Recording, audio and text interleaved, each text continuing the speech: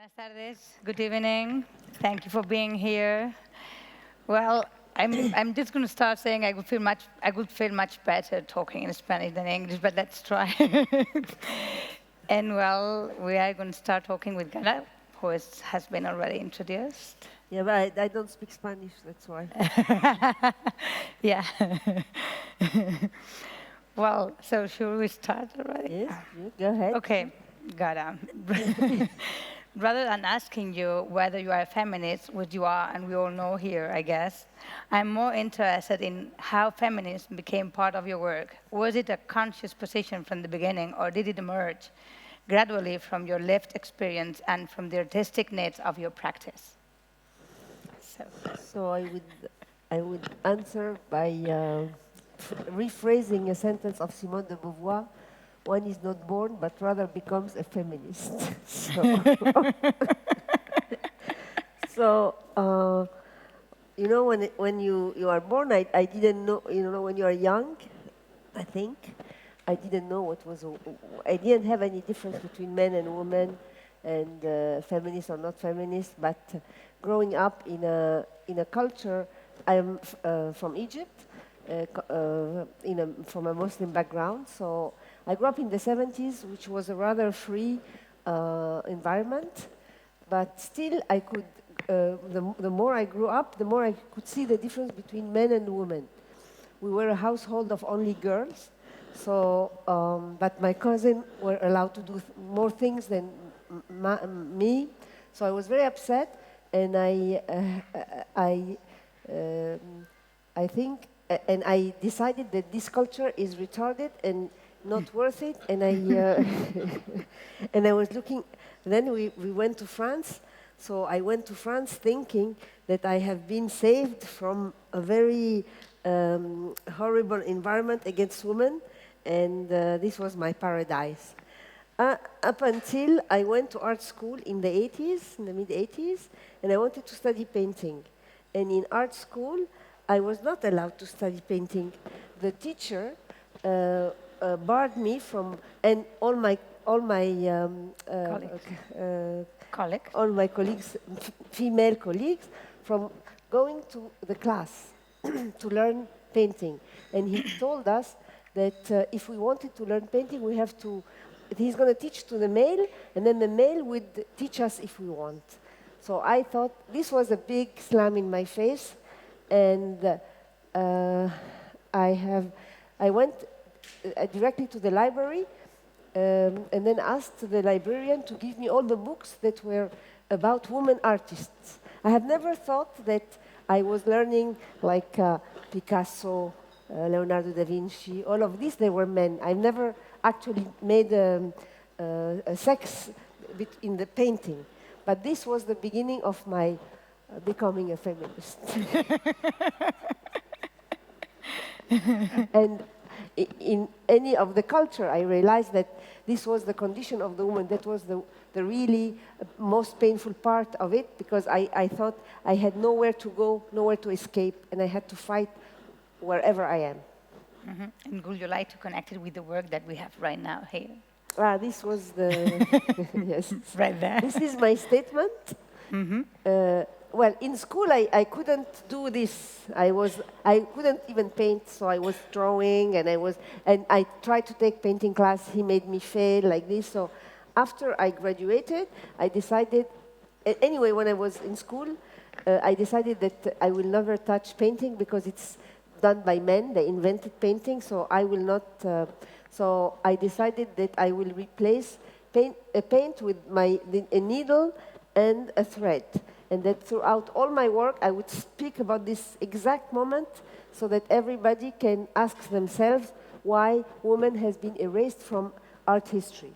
So this is my statement actually. It's called 5 Women at Work, and so it's a quadriptych with a woman cleaning the floor, supermarket, taking care of the kid, and cooking, and the 5th woman is myself, sewing them. So this was Good. Okay, although feminism is often understood as the central focus of your work, injustice appear. Should I start again? Yeah. Okay. Although feminism is often understood as the central focus of your work, injustice appears in your practice as much wider and ongoing, persistent condition, social, political, even environmental, something that is not resolved and will not be resolved anytime soon. When did you realize that your work was not only about women's rights, but about deeper structural injustice? And how has this sense of ongoing defense of equal rights evolved into a practice that acts politically through persistent insistence and constant critical sensitivity? Well, I think I never realized, I didn't realize. What inspires me is anger. So I was angry about the woman situation, my situation. So each time I'm angry about something, I make work of art. Mm-hmm. So We know. So of course the feminism or the woman right is a big injustice, but not only I'm angry about a lot of stuff. So each time I make work of art. So I don't know. It's not a realization. It's how I function in a way. ¿Es esto para pasarlo yo? Okay. Sorry. Sorry, I didn't know I had to do it myself. But well, at least to go through it a little bit, we can leave it here. Just to make a context about this work, these are the development of how I am making painting using thread and needle throughout the years. So. You have constantly worked with materials such as embroidery and ceramics, historically considered minor or feminine, placing them at the center of contemporary art. How do the political dimension of your work and these material choices intersect? Was this a conscious way of questioning traditional distinctions between high and low art? It's more or less what we spoke. Yeah, we spoke about this, but I wanted to as well to add something else that as well growing up in a like Arabic and Muslim society or whatever you want to call it, is that when I grew up, I never saw a painting actually. I never saw figures. What I always saw was like calligraphy, like what you may call it like decoration, but wasn't decoration for us. It was whatever. It was art, and it was abstract, and it was about a meaning that is hidden. It was about calligraphy. And I came to France when I was 11, and my father insisted that we go to see art, not art, but to see the museum, the old art. And I was very shocked, and I remember the first reaction when I saw a painted canvas in a church, that it was ugly, it was horrible, it was dark, and I couldn't understand why people would like paint angels or like figures. For me, it was a very difficult. It wasn't easy for me to understand or to appreciate. I came to learn this as a teenager, little by little, very little by little. So, in this sense, I was very. And then when I went to school, calligraphy, like all of this, was considered as a low art, like decoration, like this, and the high art was the Leonardo da Vinci, all of these people. So, which in a way you start to think that yes, it's true. This is good art and this is decoration like this. And then with the incident that happened to me with this teacher that has been really a very big cut in my life, where I started to understand what I have been brainwashed. We learned history of art through through a Western eye, actually. And I wasn't aware of that. And history of art now it's good because we start to rewrite history of of the Africa, Asia, and women. So, but at the time, it wasn't the case. It wasn't the case at all. We were like, if we rebelled against the high art, we couldn't pass the exam, for example. Mm-hmm. So. Okay, you make a lot of your work, such as textiles or embroidery, in your own studios in New York and Cairo, where you spend much of the year. Other projects, though, such as gardens or ceramics, mean or require working in a specific places like Mexico or more recently Mallorca, and dealing with everything that comes with that, new environment or context, collaboration, new mistakes, and unexpected discoveries. How do displacement and the unexpected influence the way you work develops? Well, actually, it's Clara who introduced me to all of the Spanish-speaking countries.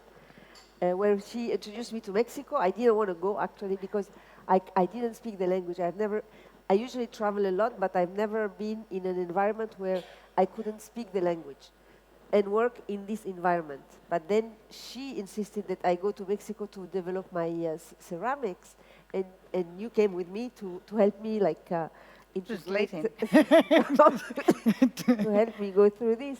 And it was a very nice experience because I felt, like a child, when you're a child, you don't understand really what's happening around you because you don't understand the language or you start to learn the language. And then I like this feeling of playing, of discovering, of being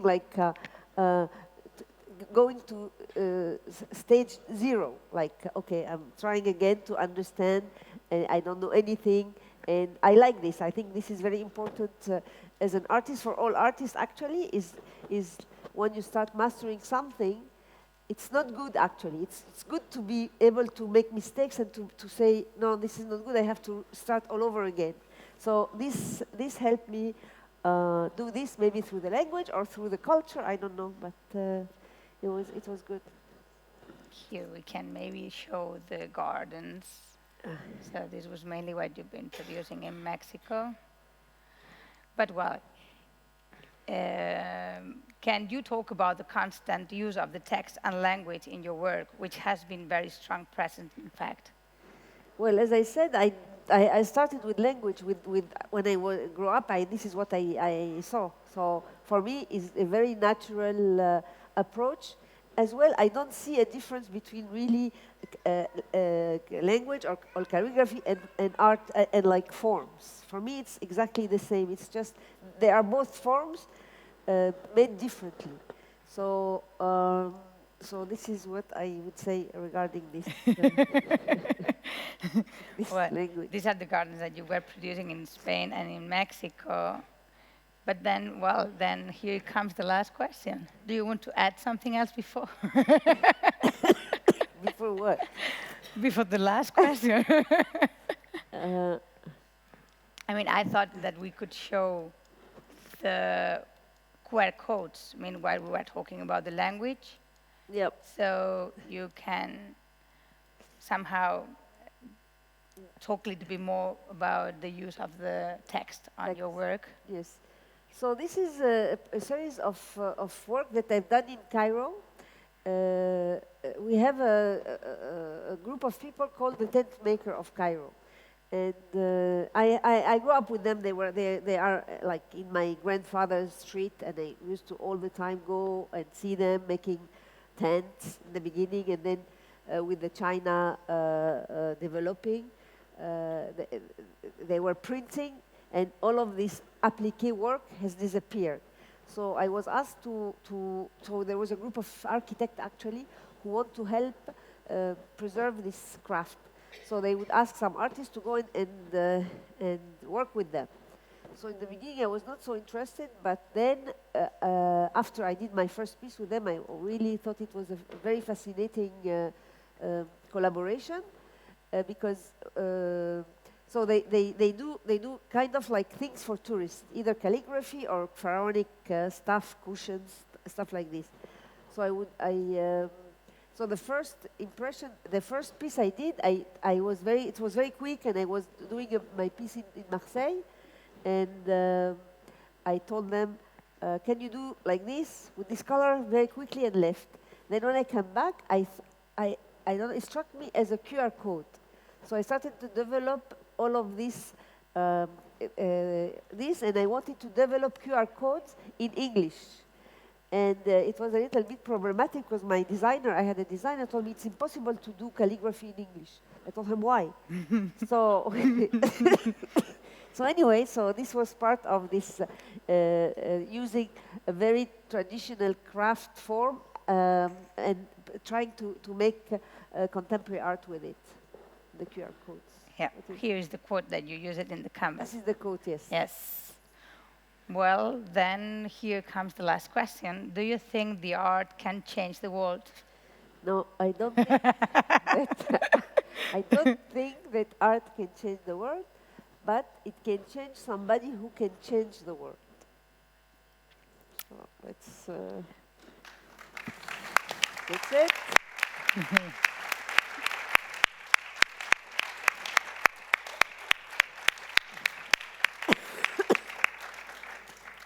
If you have any questions? Ask for this. David should ask something.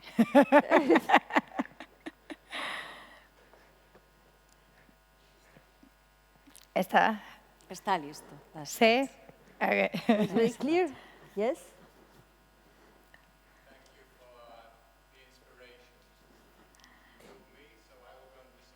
Okay, good. I talked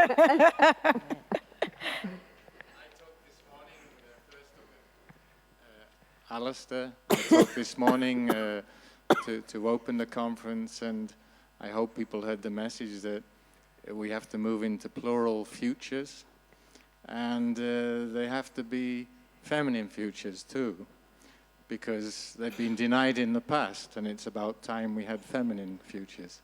So I just wanted to add that comment to your work and say, continue and keep getting angry. Okay. She will, definitely. Sorry. Go. Thank you.